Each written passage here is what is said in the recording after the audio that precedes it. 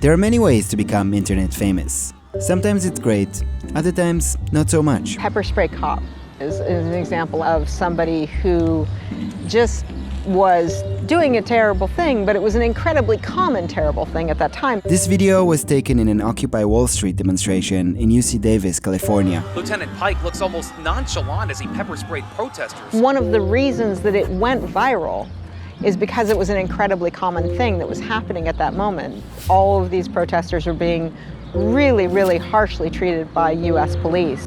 But this one image is the one that kind of the collective consciousness coalesced around and created just this infinite memeing of Pepper Spray Cop. He was put into Guernica, and he was turned into a Star Wars character, and just all these things happened.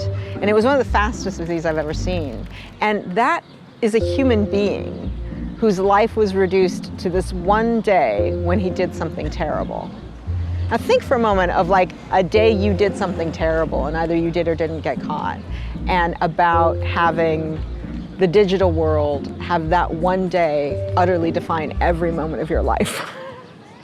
Maybe you feel bad for Lieutenant Pike, and maybe you don't. But the point is that what happened to him happens online all the time, and for things that are usually much less dramatic. If I was picking my nose when I thought you weren't rolling, that could just become the image of me that persists forever. There could be statues of that in 1,000 years because it became so popular. That might be what my whole life is reduced to by the network. And this, by the way, is journalist and writer Quinn Norton. So I end up writing a lot about our data, about where it goes, about its life on the internet, as well as our lives on the internet. And I like to distinguish those two because the information about us, the media that we create, it has a whole lifespan that sometimes is only very loosely coupled to our lifespan. We got to talk about this idea she came up with that's now called Norton's Law. Norton's Law is the idea that all data over time approaches public or deleted. And this is definitely something that we can see is true on the internet, but it's not really a statement about the internet specifically.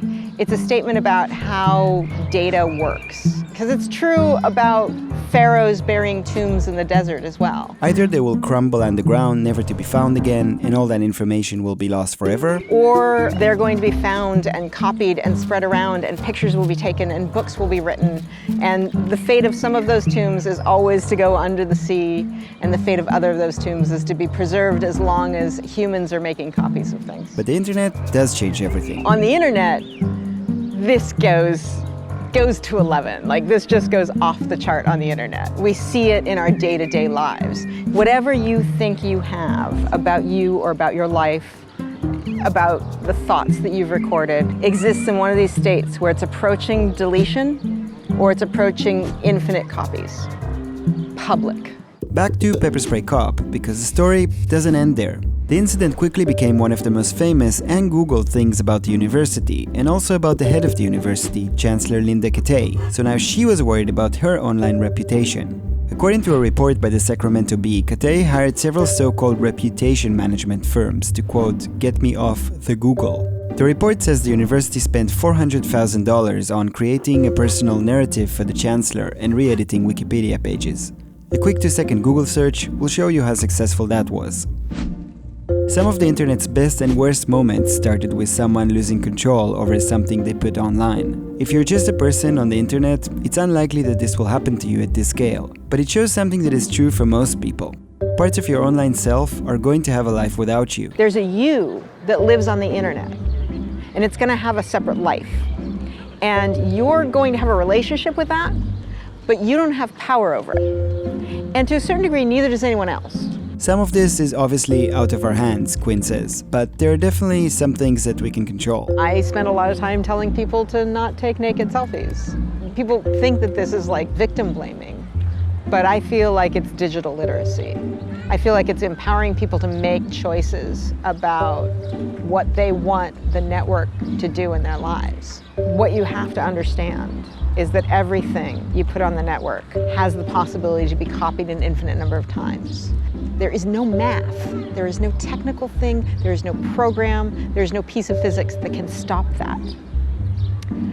So while most of your information will go to zero, some of it will approach infinite.